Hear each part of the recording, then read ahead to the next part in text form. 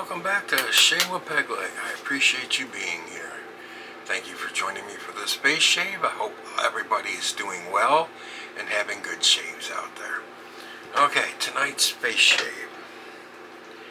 We're going to use a soap that Ben from Swamp Thing sent me. That big box of soaps he sent me. One I'm going to keep. Through the Fire Fine Crafts Campfire. This soap, that's my big scoop I took out because I got to shave my head and my face, but that is an excellent scent for me. I like that. You know me, guys, I like darker scents, and that one's not so much it's dark, it's just a really good campfire scent. Alright, the scent notes are a blend of birch, tobacco leaf, oud, tonka, cacao, C-A-C-A-O, and a smoky vanilla. Those are your scent notes, and it is all of that. And then some. That's good stuff right there. Don't have an aftershave for that, so I'm just going with Aqua Velva Musk. And then on top of that, I like this recovery splash. It's Cerf Rouge Recovery. I like this. I used it once and I liked the way it felt on my skin, so we're going to use that again. It's got its own scent, so we're going to have a mix of 3 scents, but that's okay. Tonight, first time ever, I'm going to use a Schick. My Schick Imperial. It is an E3 razor. Yes, I still need to get a plate for there, a mirror. And it's a little less than 3 inches. And it's a little less than 4 inches. So I have to have a mirror cut to that size. And they're expensive. But I found a sheet of metal that's mirror metal. They use it for a mirror. I think I'm going to go with that. It's kind of thin, so you can trim it like with scissors, and I can cut it the exact shape and glue it in there. I think that should be good enough. What do you guys think? Alright, here's the razor. It has been cleaned. I don't know what to do with that. I'm going to try and polish it. I have not tried yet. But I'm trying to figure out if that's wear on the finish, because it's almost a green tint, or if that's metal coming through. I'm not sure, so I'm going to hit it with just a little bit of polish and see what happens. And then we got that side. I have some Schick injector blades. So we're going to, this is my first time using an injector. Okay, this is going to matter. This clip likes to flop, and when that flops, this comes down.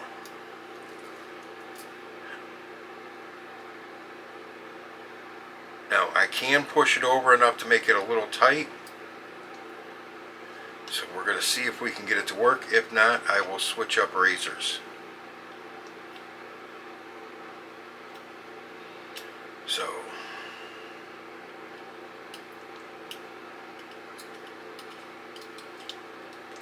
key in, and we're going to load a blade. Maybe. There we go. Blade loaded. Clip came down. So maybe the blade's not properly loaded. Okay, loosen the clip. Okay, this is going to give me a problem, isn't it? Yeah, the blade's misaligned. Okay, so we're just going to open it up. It's probably going to be a bad idea to try and shave with this thing because it opens up. And the blade just hit the floor.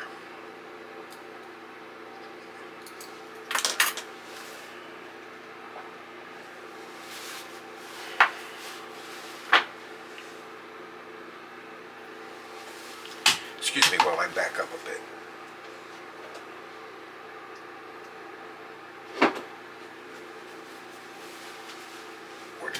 go.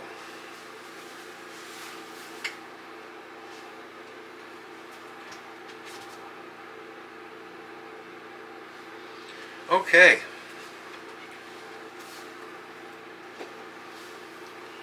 So the blade went somewhere, but I don't know where.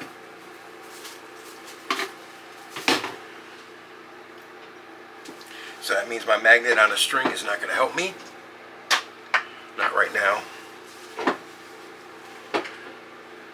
This sucks with these legs. Okay. Try one more. If that doesn't work, then we'll call it quits and switch to a different razor.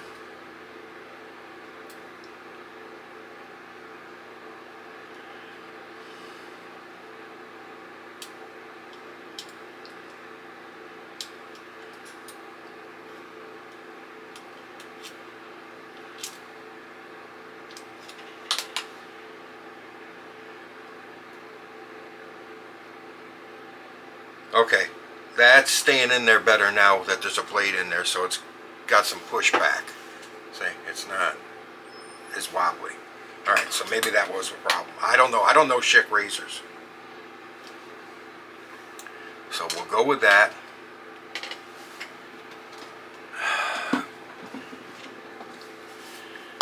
Alright, we're going to go over something since I didn't make my lather yet. I started the video without making the lather. I'm using, I'll have it in the description box, I forget the name of the brush. It's just a little 22mm Badger. My ox horn bowl. And we're gonna... Okay, so I wrote this for yesterday. If you didn't see my previous video, my unboxing,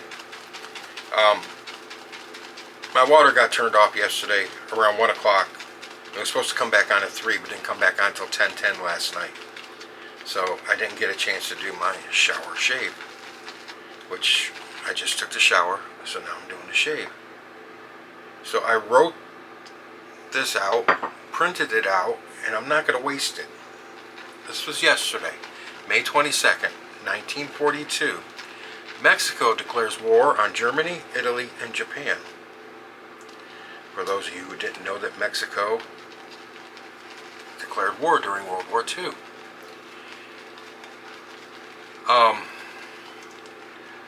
But when the war in Europe originally started and things were going on, Mexican trade and economy started slowing down. Because, you know, there's a war going on. You're not going to trade as much. But the United States, being the nice northern partner we are, we kind of stepped in and helped pick up some of the slack and picked up some of that extra trade that Mexico was now sitting on but couldn't get rid of to Europe. So then, I'm going to give you a little backstory. In 1941, the Mexican president issues orders wants to remain neutral, but he wants to seize any German and Italian ships in Mexican ports. And they ended up seizing the Italian tanker Lucifero and renamed it the Potrero, P-O-T-R-E-R-O, Del Lano, L-L-A-N-O. And then, you know, wanted to remain neutral, seized the ship, renamed it, started using it. But 2 months later,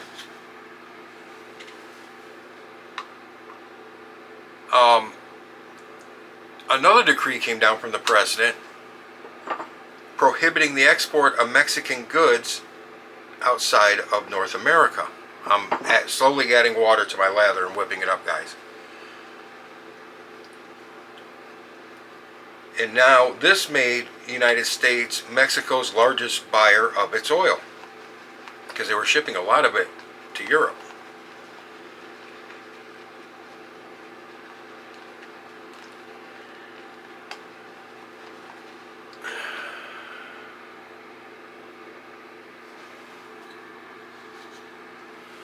Okay.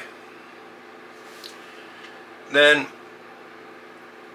on May 13th, 1942, a Nazi submarine sank a Mexican oil tanker, the Potrero del Llano. Recognize that name? And the Mexican government immediately protested the aggression. And they said, if by next Thursday, May 21st, 1942, Mexico has not received from the country responsible for the aggression complete satisfaction as well as guarantees that the indemnities for the damages suffered will be duly covered, the government of the Republic will immediately adopt the measures required by national honor. You know, Mexican national honor is a huge thing. Or at least in 1942 it was. Anyways. And they got no response from Germany except for the sinking of another oil tanker, the Baja de Oro. And then 2 days later, May 22nd, 1942, the Mexican government declared war on the Axis powers. To Mexico's Congress, President Avila Camacho said, yes, Camacho, said the following. Sorry, I got 3 pages here. The attitude that Mexico takes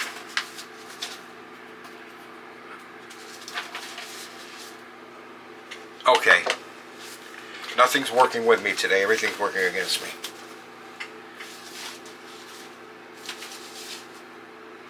The attitude that Mexico takes in the present eventuality is based on the fact that our determination stems from a need for legitimate defense. We know the limits of our military resources, and we know that given the enormity of the international masses in conflict, our role in the current conflict will not consist of extra-continental war actions for which we are not prepared.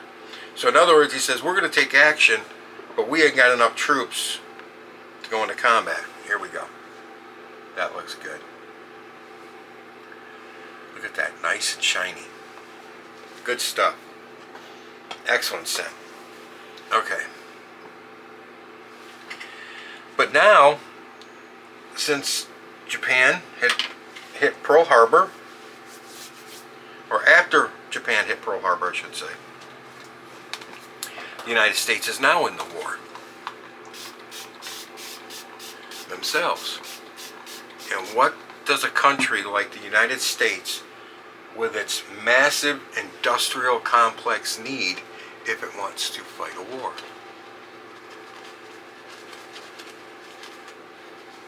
If you said raw materials, you would be correct.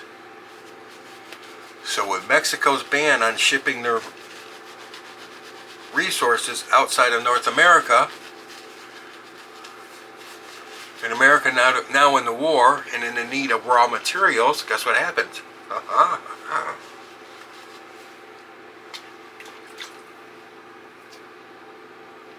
Yes. Hang on a second. All that copper, zinc, graphite, minerals, silver, cattle, beer, and agricultural products are now shipped to the United States for its war effort. First use ever for a BIC.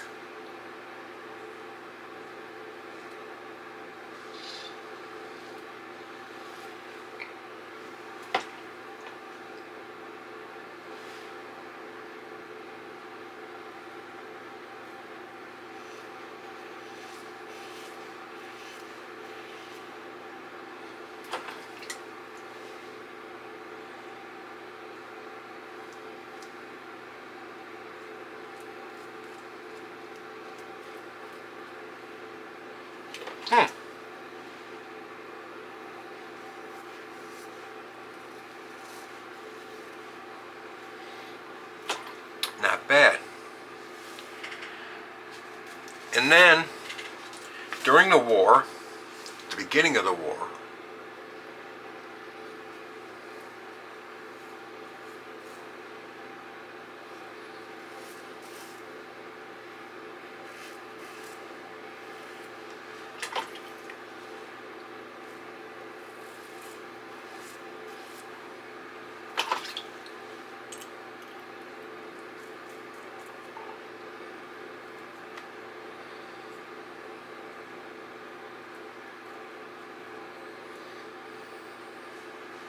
if you wonder why I shave right there, my hairs that grow there like to grow up into my, they don't like to grow out and down, they like to grow up and back into my frickin' nostrils. And there's nothing like having a hair tickle on your inside of your nostril all flippin' day.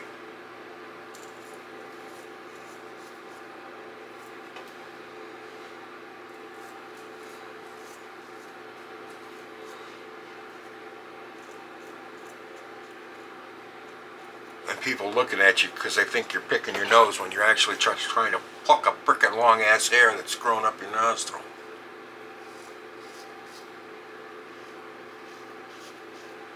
If you can understand that.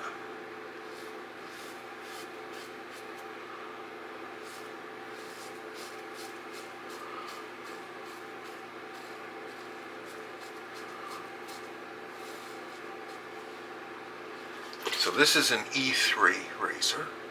We'll get back to the story in a minute.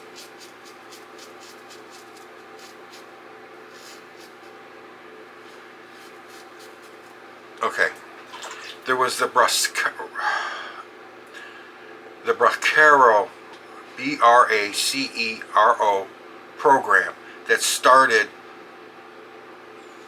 during the war, beginning of the war, and it lasted actually for 2 decades, because when the United States entered the war, there was a huge influx of young men wanting to join the military to help go fight the Japs, as they were called.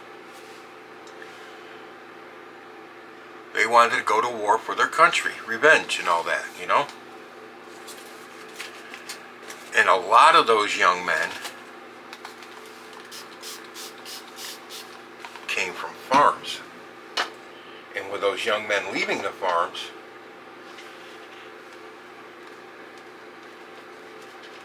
there was less young men to help gather the crops in when they were ready. So the Bracero program allowed Mexican migrant workers to come to the United States to work.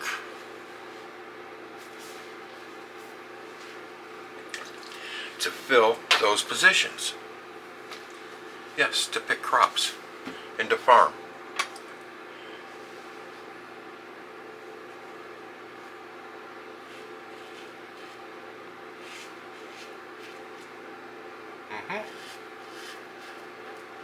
I got that spot that I keep opening up.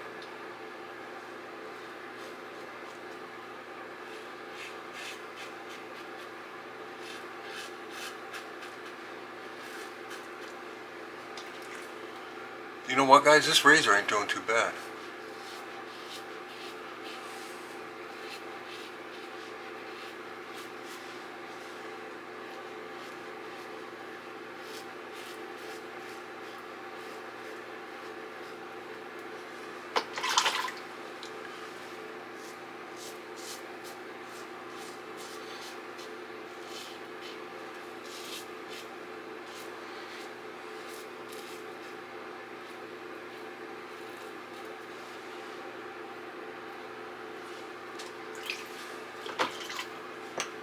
Not bad at all.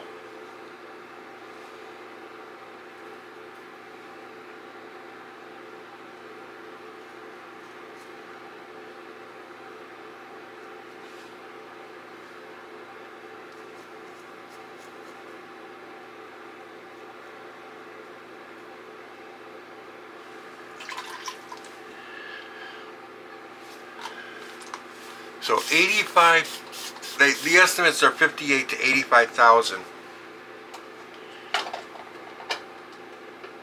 migrant workers from Mexico who were mostly farmers in the first place,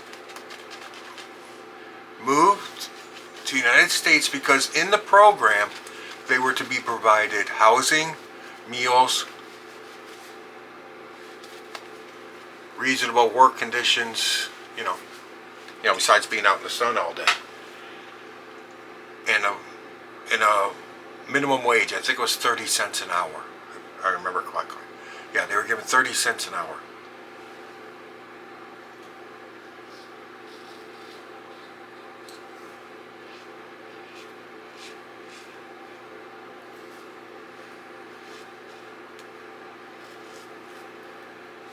Plus, medical too. Got myself on this side too.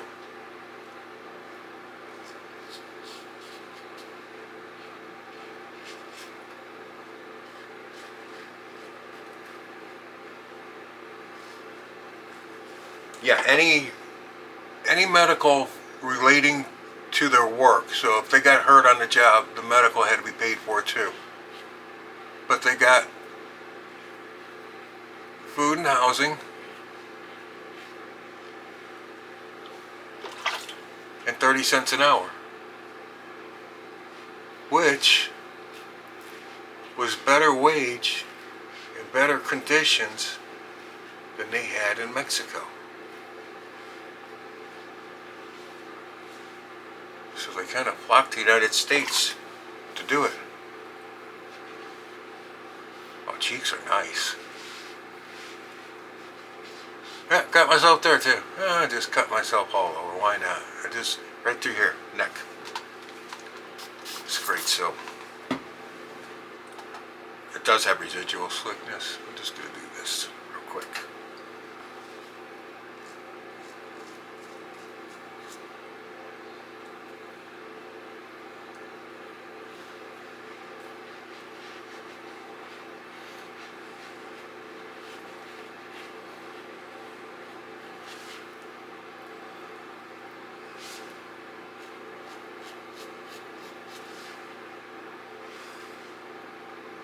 Guys, I'm done. Yeah, I'm surprised I never used a Schick before. That was actually a pretty damn good shave, guys. That was actually a damn good shave. Huh.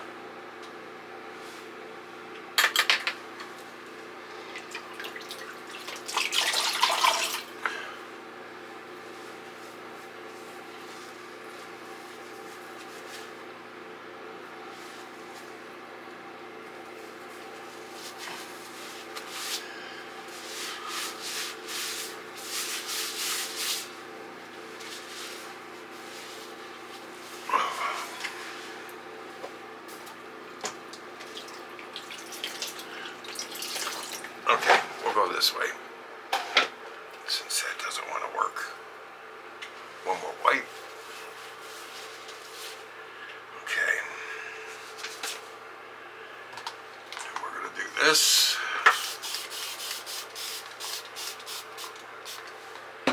And the HomeLike shaving alum stick is going to go on the face and stay on the face until I have to get done with the head. This video is going to be long. I might do the head off camera. Let me see what time we're at. Let me see what time we're at. Yeah, we're already at 25.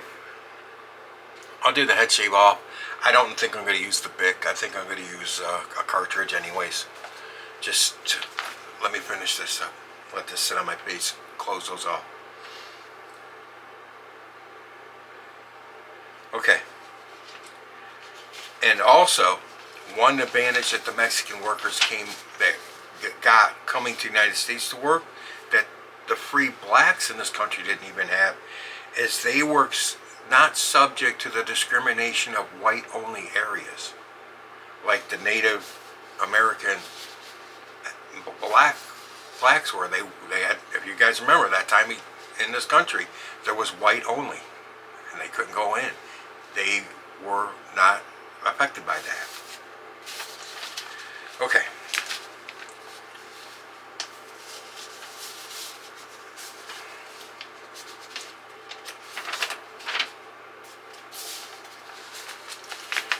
Mexico did have one fighting unit in the Second World War. They flew out of Luzon in the Philippines. They were trained in the United States, and they were loaned P-47D Thunderbolt fighter planes, fighter bombers. But they were used exclusively as a bomber for close troop support. They weren't put up as a fighter squadron. Other Mexicans had fought in, there was Mexican nationals that fought for the Canadian Army. There was some that fought for Australia and New Zealand. There was some that fought for Britain. But majority, not a lot. There was a few here and there. There was even some that were living in the United States but were not citizens, who were promised if they joined the military and fought for the U.S. government, the U.S. military, after the war, if they survived, they would be given a chance to apply for citizenship. A chance to apply. It didn't say they could apply, it said they get a chance to. Americans and their wording sometimes you got to be careful of, guys. We will screw you on wording. Okay, but anyways, there was quite a few Mexicans who did join other forces to fight. But the one fighter bomber unit from Mexico were called, the Aztec Eagles. They flew P-47D Thunderbolts in support of ground troops in the Philippine Island area. They did not get into air-to-air combat because they were trained for air-to-ground bombing. That's why. And they were deployed in 1945. The squadron consisted of 300 men, 25 pilots, and 275 ground support personnel for the planes, and they were given 30 planes. The planes were marked USAAF, United States Army Air Force, and they were on loan, but the rudders of their planes were painted, which is on the tail, the very back part of the tail of the plane, the rudder was painted with a Mexican flag. They flew more than 90 combat missions, totaling more than 19 hours of flight time, and the unit was used as a ground support unit, like I said. It was given credit for putting out of action about 30,000 Japanese troops, the destruction of enemy-held buildings, vehicles, tanks, anti-aircraft guns, machine gun emplacements, and ammunition depots. 5 of the squadron's pilots died. 1 was shot down, 1 crashed, and 3 ran out of fuel and died at sea. If you've ever seen them drive on the road, you kind of can understand all these things. And the other 3, okay, and there was 3 more that died prior to them shipping out in training accidents in the United States. But yeah, Mexico was involved in World War II, slightly as it may be. They were involved.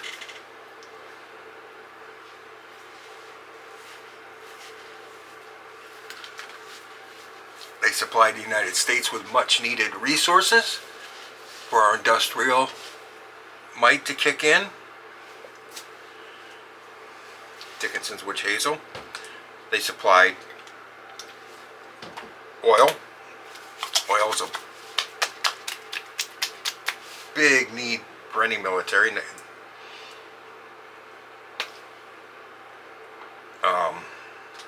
Aqua Velva Musk, just in a little spray bottle with the initials.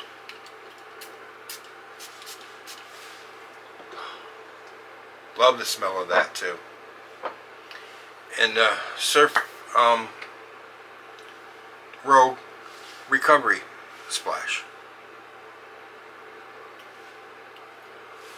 Oh, 1 squirt. Rub it around, rub it on the face. Oh yeah, good stuff.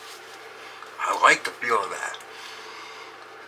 You know, when this first hits you, the scent of this, it's almost got a peppermint scent to it. But then that goes away. It's just like the initial hit is But I like the smell isn't bad. That's good stuff. Alright guys, I'm going to cut this off here and I'm going to go shave my head. We're at 30 minutes just for a face shave. Alright, anyways, Viva la Mexico. Guys, take care out there. Thank you for joining me. Enough of the battling pack guy in the camera. You're in the chair next. Happy shaves out there.